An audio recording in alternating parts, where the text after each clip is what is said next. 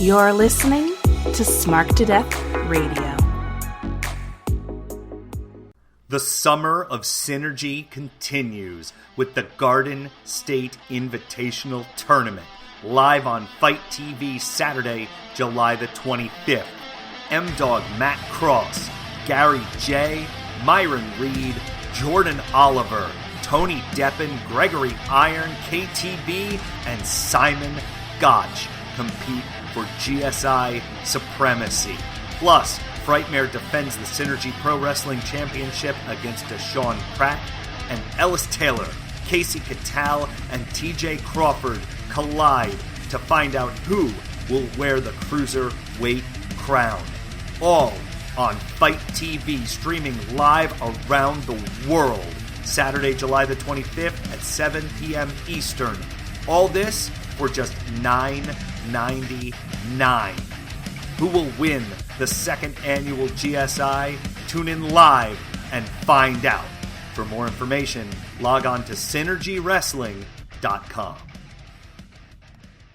Hey everybody, it's the interview queen Alicia Toot here, and you are currently listening to and obviously enjoying Queen's Court.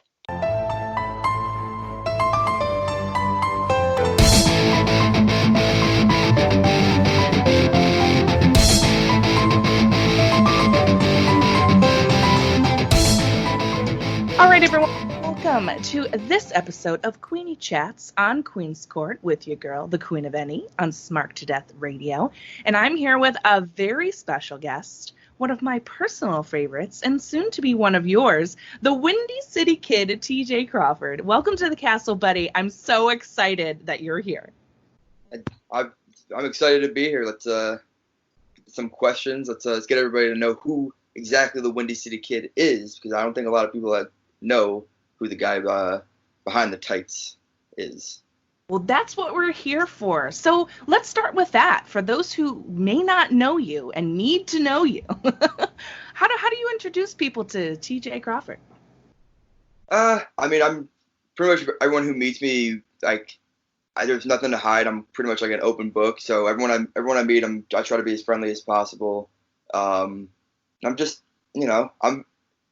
I feel like I'm very approachable, especially at shows. If anybody wants to come up to me and have a conversation, I'm never one to shy away from conversation. So yeah, I don't know. I'm just a very easygoing guy, and that's about it. I guess if you're introducing myself to somebody, that's I'm just easygoing, and that's. Yeah, I don't know. I guess that's the best way I can describe it. That's perfect. Yeah, you're easygoing, you're personable, you like to talk with people. That definitely comes across from, when you're in the ring. I've never met you in person. I was hoping to this year by coming to some Synergy shows, but, coronavirus. And speaking of that, what have you been doing during this kind of crazy time to keep yourself busy? Because, everything was shut down for a long time. Yeah, so when everything got shut down, it was kind of weird because me and a couple guys were actually up in Montreal about 3 days before the entire country went on lockdown. Oh gosh! And we had heard that it was possibly going to happen while we were up there, and we were actually pretty nervous that we were going to get stuck in Montreal and we weren't going to be able to come back. But luckily we made it back. I actually went back home to Chicago once everything happened. I figured it was probably the best thing for me to just kind of get away and go back and see family during this time. And I spent about 2 months there, longer than I actually expected. I was only supposed to go for about a week, and then it turned into a month. And then I figured Mother's Day was coming, so I'll stay for Mother's Day and spend it with my mom. I haven't spent Mother's Day with my mom, and this is the first time in 4 years that I got to spend Mother's Day. Oh, wow. Well, I'm sure she loved that. Oh yeah, I told her that was her gift, so I didn't actually have to spend money. There you go. Well, that's cute. I love that. Yeah, I think we all ended up in places that we weren't necessarily thinking were going to last that long, but yeah, I feel like we've all been binging TV shows and Disney Plus and trying to dive into all that. That's one thing I think I've actually been pretty good with not just sitting down and being glued to my TV. I think I've been pretty good. I've been pretty good with getting out and actually enjoying the nice weather and working out outside and going for runs and walks and all that. So I've been better with not being like a couch potato during all of this. That's good. Better than most, right? Yeah. I mean, I think it's really important to be out and active. I think all of us were trying to find other things to do, and a lot of us leaned into outside workouts. That's been really fun, different, but fun. Oh yeah. I mean, I work at a gym, so once all this happened, obviously I was out of work then. So like being able to work out outside was actually very refreshing for me than like just sitting in a gym. Yeah. Some fresh air, some sunshine. Yeah, I needed it. For sure. So when it comes to your wrestling career, I know it's been about 4 years. Is that right? Yeah. It was 4 years. I first started training in January of 2016. So I'm a little over 4 years since my first day of training. Amazing. So when you first decided to dive into wrestling training, what was it that made you join up and say, yeah, like I'm going to be a wrestler. This is what I'm going to do. So everyone knows by the nickname and everything, I'm from Chicago, but I was originally born in New Jersey. I was born in New Jersey, so growing up, I would watch wrestling with my cousins. I wasn't a fan of it. It was just whenever I would go by them, they always had it on. So I was always watching with them, and I would mostly watch SmackDown. So I would see guys like Rey Mysterio and Eddie Guerrero and Kurt Angle. So those were really the only guys I actually like knew who were wrestlers. And then I knew like Hulk Hogan's, Rock, Stone Cold, those guys. But right. It wasn't until I moved to Chicago that I became friends with this kid Chris. We became friends really, really fast. And he's like, hey, are you into wrestling? And I was like, oh, I've watched it before, but I've never really gotten into it. And I remember going over to his place. This was like in third grade. Oh, wow. His house, and we sat in his room, and he had DVDs like crazy. And we just watched like the history of the ladder match and Intercontinental Championship matches. And like, it was crazy how much wrestling like video he had. Wow. And I remember going out and buying all the DVDs, like the World Heavyweight Championship history DVDs and all that. And then, but the moment that actually like made me want to pursue becoming a wrestler was at WrestleMania 23. It was Jeff Hardy had jumped off a ladder onto Edge, and those are like two of my favorite wrestlers growing up. So once that happened, that's when I realized I wanted to be a wrestler. For some reason, that crazy dive off a ladder was like the trigger in my brain to say, yeah. That was it, huh? Sold. Yeah, I'm like, I'm going to do something like that one day. And then I got to do something like that with Aaron Bradley. You sure did. You sure did. Definitely going to ask you about that a little bit later, so hold that thought for sure. That's so cool. So when you like decided to start training and stuff, what was that experience like? I feel like a lot of people don't talk about a lot of their training too much and just talk about more what they're doing now, obviously, because it's what they're doing and important. But what was that experience like for you? I mean, you talk about like what they're doing now is important. I think the way you start is just as important as the way you end. When I graduated high school, I was going to Illinois State University with a couple of my friends that I had grown up with, and the plan in my head was to go to 4 years of college and then start my training. Okay. And I got about 3 months into school, and I was like, I don't know if it was just that school wasn't for me or like I was taking advantage of the being away from home. And I started kind of, I don't want to say I was depressed because I don't think I was depressed, but it was very like, I didn't feel like I was in the right place. Yeah, wasn't for you. Very, very noticeable. And my roommate Mike, who is my best friend to this day, and he's my best friend growing up, even like kind of noticed that I wasn't in the right headspace.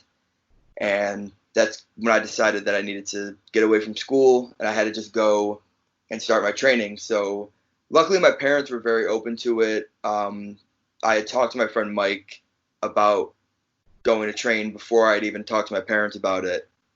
But they were super open, and I got to check out a couple of schools online and just see what the best fit for me was. And Creative Pro New Jersey, which is where I ended up, was the perfect fit for me. Like, it was 30 minutes away from where I had originally lived in New Jersey. So I knew I was going to have a stable living situation for at least a year before I got on my feet and was able to like get my own apartment. So that's kind of, that's how I started. It was just, I went to school, didn't like it, and just made the decision to go and take a chance. Yeah, and it seems like it's working out for you. So that's really cool, you know? I think so. I think it's working out. So, we'll see how the rest of this year pans out. Yeah, well, it is definitely a tumultuous year, that is for sure. But there is definitely big things on the horizon. And as you've been, working these past 4 years to get to where you are now, what's been some of the biggest changes you've seen in yourself as a wrestler? So just from a character perspective, when I first started, I was with the tag team with the Beach Bums. We were like this super comedy tag team, bright colors, and didn't make any sense when we talked. And it was so much fun. Like, I love that part of my wrestling career. I wouldn't trade that for anything. The two guys that I got the team with were, like, I couldn't ask for two better guys to share the road with for like a year and a half, 2 years. That's awesome. So like that's just the way that I've gone about, like, from that character and going on to what I'm doing now, which is not really a character. It's just kind of an extension of myself. When I kind of looked up in the mirror once I got away from the tag team thing and said, I don't really want to be a character. I just want to be me.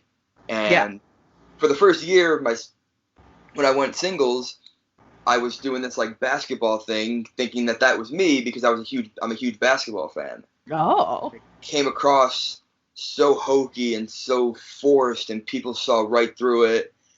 And I was like, people come up to me after shows and they're like, you're doing really well in the ring, but everything else around it is like, it's garbage. So that's when I kind of decided, you know what, I'm just going to drop that and I'm just going to kind of be generic wrestler until I figure out who I am. It's funny enough, who I am is just generic wrestler. Oh God. And it's like, and it fits me so well because it's just like, I fell in love with guys like CM Punk, who, not to say generic wrestler, but from a character standpoint, you look at him and you're just like, yeah, that's him. I don't see, like, if I talk to him in person, I feel like that's how he would be. Yeah, it seems authentic. Like that's what I'm trying to, like, I've kind of been able to realize, like, yeah, I'm just kind of like a generic guy, a generic wrestler who likes to just talk and hang around. Like, that's just who I am. So I try to portray myself as in wrestling. Yeah, I think authenticity, from a fan's perspective, like, obviously we know things are meant to be a certain way character-wise, right? We know who's comedy, we know who's not, and we understand that. Some of it's hokey and silly, but some of it is very serious and dark and creepy, right? So we get that part. And you know what? And I think it's good that there's a variety of all of that. Yeah, something for everybody in that respect. But I think what shines through a lot is that authenticity. Are they being true to themselves in the character or not that they're creating? And it makes for, I think, an overall better experience. But from your point of view, what do you think is the most important skill to have as a wrestler? Because I hear a lot of people talk about, you need in-ring ability, but it has a lot to do with presentation and your interaction with the crowd and your character and mic work and stuff like that. So what would you do to kind of explain that to people? It's kind of tough because I feel like everybody has their own, like, specific thing that, like, makes them stand out and makes them special in a certain way. But I guess, like, the most important thing would just to be respectful to everybody, because I've been in so many locker rooms where there's guys who are like, they don't want to shake anybody's hand, they don't want to talk to anybody, they don't want advice from anybody, they don't want to, it seems like they're just kind of content with where they're at and stuff like that, which is fine. I think if you're just kind of content with being like I'm just going to be an independent wrestler and have my regular 9-to-5 job. Like, I'm totally for that if that's like the way you go about it. But I just think you have to have respect for everybody that's in the locker room, because just because one person doesn't want to quote unquote make it, the guy they're wrestling or somebody else in the locker room might be 100% serious about this and wants this to be their career going forward. So I think respect is the biggest thing that will like get people the farthest. Yeah, and I feel like that's with any job in any profession. You know, you have to respect everybody's various hustles. Whatever they're going to do, they're going to do. Right. And just, you know, it's not your journey, but it might be their journey. Exactly. Yeah. So right now, as a wrestler, do you watch any wrestling? Like, is there something that you're particularly into? Do you watch tapes to like learn stuff, or like what do you watch as a fan? Oh yeah, I still watch Raw, I still watch SmackDown, I watch AEW, NXT. I'm still like as much involved in wrestling as I am. I'm still a fan at heart, and I still love to just sit down and watch it. That's awesome. What I'll try to do is I'll watch a match as a fan, and then I'll watch the match again as I'm a wrestler. How would I like? Now I'm thinking about it as a wrestler as I'm watching it, as opposed to watching it as a fan, just kind of enjoying it. Which I think is good in both ways, because you might find something that somebody does while you're watching it as a fan, and then you think to yourself, oh, well, if I reacted to that, if I do something similar, fans will also react to that. Sure, yeah. So, I don't know. That's how I go about it. Yeah, that makes sense. Definitely makes sense. Yeah. Do you have any like favorites right now that you're keeping your eye on, that you're like, ooh, I'd like to wrestle that person someday? Oh, I mean, there's a list of guys that I bet in the ring with yet that I would love to get in the ring with. I mean, even to come up the Garden State Invitational with the crown match, I've been in the ring with Ellis Taylor before in tag team matches, but I've never wrestled Casey. I've never be in the ring with Casey. And the cool thing about that is that me and Casey kind of started at the same place around the same time. Yeah. So I've known Casey pretty much since we started. That's really cool. Never had the chance to share the ring together. So this, the 25th will be the first time we get to wrestle each other. And I think it's going to be a lot of fun. Oh, I think it's going to be really fun. Let's talk about that. So It's been a while since the qualifiers, and then, of course, we were supposed to have you guys, you three, Ellis, you, and Casey, for the crown, and then, you know, coronavirus. So we're finally getting it. Garden State Invitational, this coming Saturday, the 25th of July, live on Fight TV, buddy. And this is for the crown, right? This is for the Cruiserweight crown. Oh, yeah. How do you feel about that? You know, I feel like I had a conversation with Colin West, who runs Synergy Pro Wrestling, and I maybe went about winning my qualifying match the wrong way. I held Kip Stevens tights, which is not something I usually would do, and I felt so bad after I did it that I made Colin not pay me. I said, do not pay me money. I won in an unfair way. And I felt really bad about it, and I wanted to make up for that. So I felt like that was a good way to make up for it. Oh, wow. Go right ahead and just, you know, I did something wrong. So, but. Wow, good guy TJ Crawford. Okay. I felt really bad. Especially Kip Stevens. He didn't deserve to lose that way. Okay. Because I easily could have won that match without holding the tights, but. Right. You know, but you did. I needed to secure the victory, because at the end of the day, I do want to be the first Cruiserweight champion.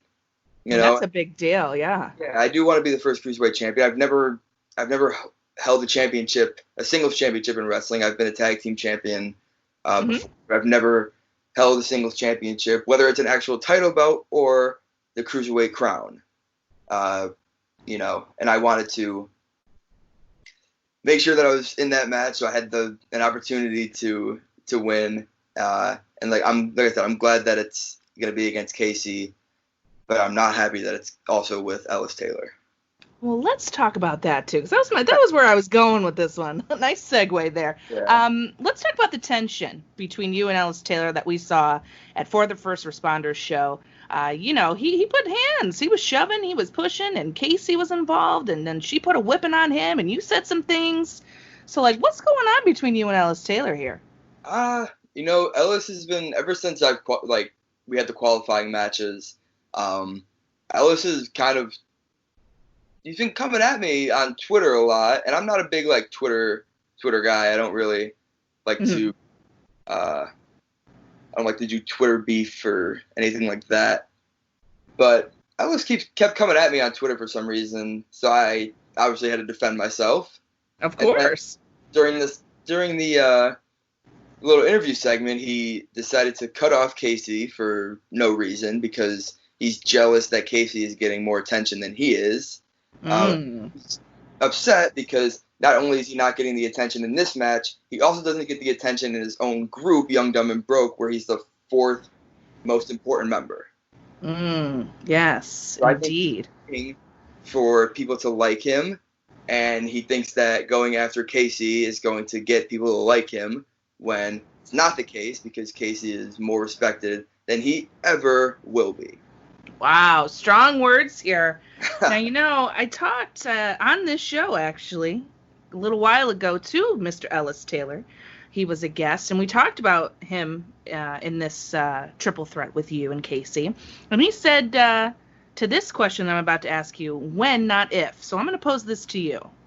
If or when you win with the crown, what are your plans with it? Will we have to start calling you King TJ? Like, how are we feeling about if you get this crown?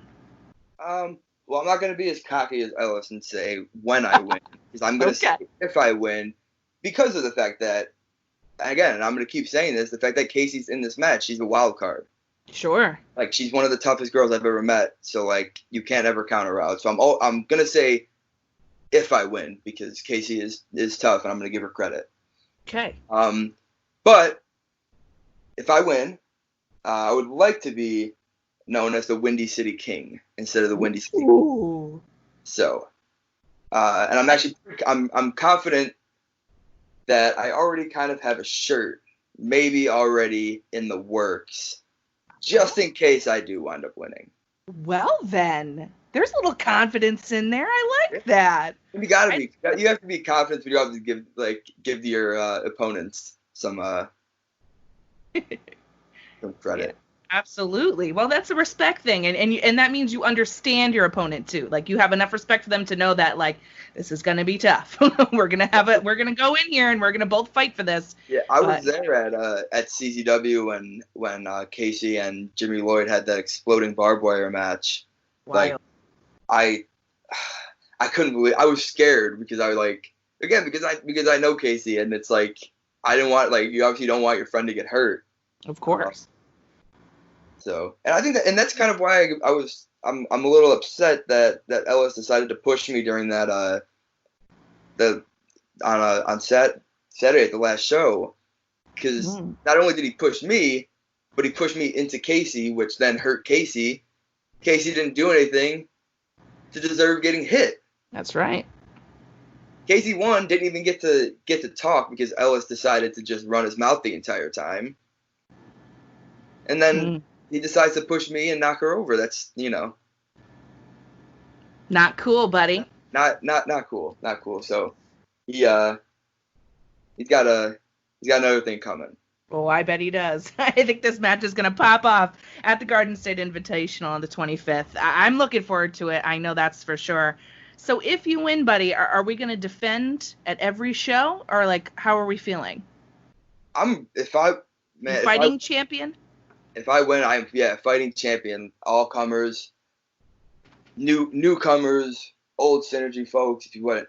Whoever's cruiserweight competitor that wants a shot at the cruiserweight crown, the soon-to-be Windy City King, TJ Crawford, open challenge every single show. Ooh, I love it. You heard it here first, kids. You heard it here first. Windy City King. I think it has a great ring to it. I don't know, Colin, if you're listening, and I know you are, buddy. I don't know. Just put that in your ear. So what's next for you? We have this coming up, big event, GSI, on the 25th, live on Fight TV, Synergy Pro Wrestling. Wrestling is starting to kind of make its comeback here, right? We've seen some stuff with GCW, and of course you guys at Synergy, and a couple other folks are rebuilding here during this COVID time, and less fan capacity, of course, and safety precautions and things like that. But what's next for you? I mean, as of right now, the next thing for me is just to win this cruiserweight crown. But I guess after that, I just want to, at the end of the day, I just want to be like the best wrestler I can possibly be, and I want the most recognition I could possibly get. So, I guess what's next for me is to try to just keep on doing what I'm doing, and hopefully I'm gonna get noticed by some bigger places sooner rather than later, and we can get the TJ Crawford train rolling. I love it. Everybody should hop on that train. If you're not on the train already, come join me. It's fun here. He's a great guy, as you've heard in this lovely conversation, and he's awesome in the ring. I'm going to be attaching in this episode the link on your Twitter there, that pinned tweet of your highlights. I think it's awesome, and it's a great way for people to get a quick introduction as to who you are in the ring. And now they can hear you on Queen's Court and get to know you a little bit better. So I want to thank you so much for your time coming and have this little conversation with me, and I'd love for you to tell the people where to find you, where to find your merch, and all of that good stuff. Well, thank you for having me. You can find me on Instagram and Twitter at TJC Wrestling. You can find my merchandise at prowrestlingtees.com/overtime TJ Crawford. I have the Chicago Strong Style shirt that I actually have on right now. I know you can't see it, but I do have it on. I have the red one on. You can get it in red or black. Hopefully, Windy City King shirts will be up in the next few weeks if I win this crown. If not, I got a couple other shirts on there, so everyone should go check them out. Support, especially right now, with wrestlers only wrestling kind of once or twice a month. The merchandise is really the only way a lot of us are making any kind of income. So any way you guys can support, that is 100% grateful for that. And yeah, thank you for having me on. This was a lot of fun. Good. It was a lot of fun for me too. It was my pleasure to have you. And everybody, you should be tuning in this Saturday, July the 25th, for this amazing Garden State Invitational show put on by Synergy Pro Wrestling. It is can't miss for this amazing triple threat match for the crown, featuring your boy right here, TJ Crawford, who should be, at the end of that, Windy City King. There you go, baby. I love it. So, as for me and all of you, enjoy the rest of your day and continue to be kind to one another.